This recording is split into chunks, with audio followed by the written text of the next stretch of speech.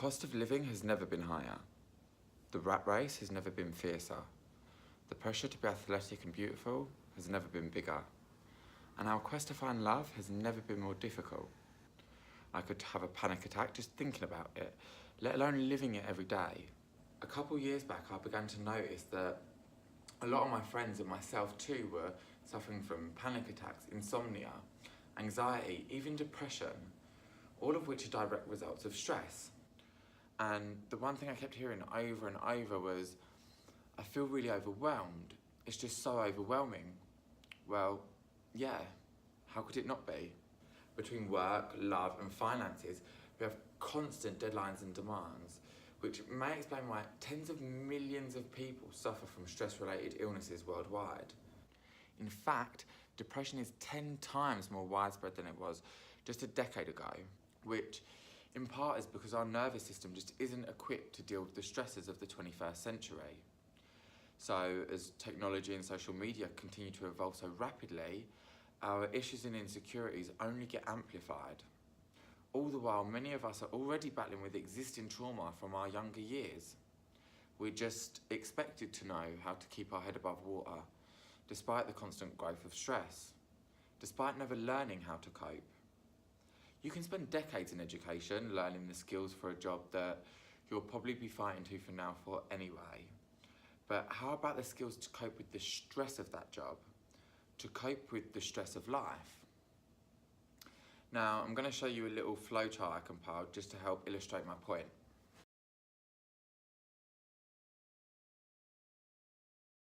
So up the top here, we're born all shiny and new, right? Then we often experience some kind of trauma, whether that be a turbulent domestic sphere, abuse, or some kind of loss. Naturally, as a child, we have no idea how to cope, and many of us lack an adequate support system, so our mind represses whatever the traumatic event was.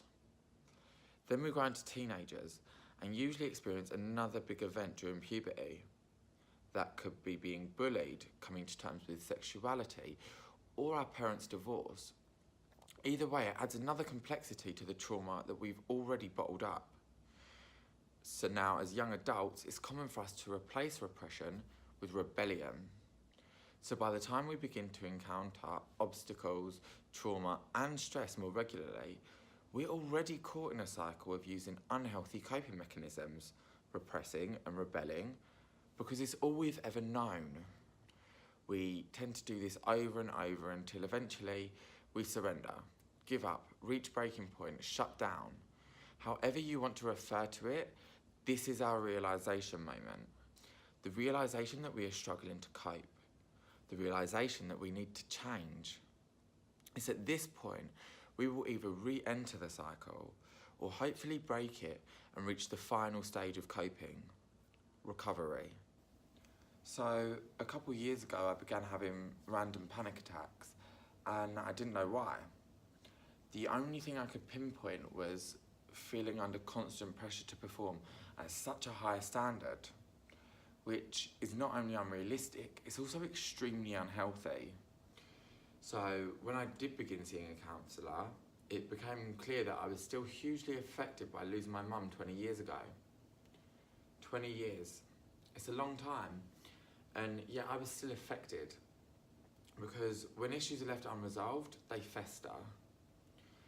And I remember sitting in the chair, reflecting on my life as a teenager, and the words that came to mind were damaging, destructive, even dangerous, but above all, detached. I didn't recognise that person, and more so, I couldn't understand why I would do that to myself. And she looked at me and said, "You were just doing whatever you had to do in order to cope. You were just coping." And that's when it hit me, that if I'd have known more about coping, I could have saved myself from years of feeling lost. So things like meditation, mindfulness, counselling, they're all beneficial techniques to coping with both stress and pain. And I know some schools are implementing these already, but I really think it would be great if this was compulsory. Because as of right now, there are children and adults living in pain, struggling daily because our education system is failing them. and I think that's a shame.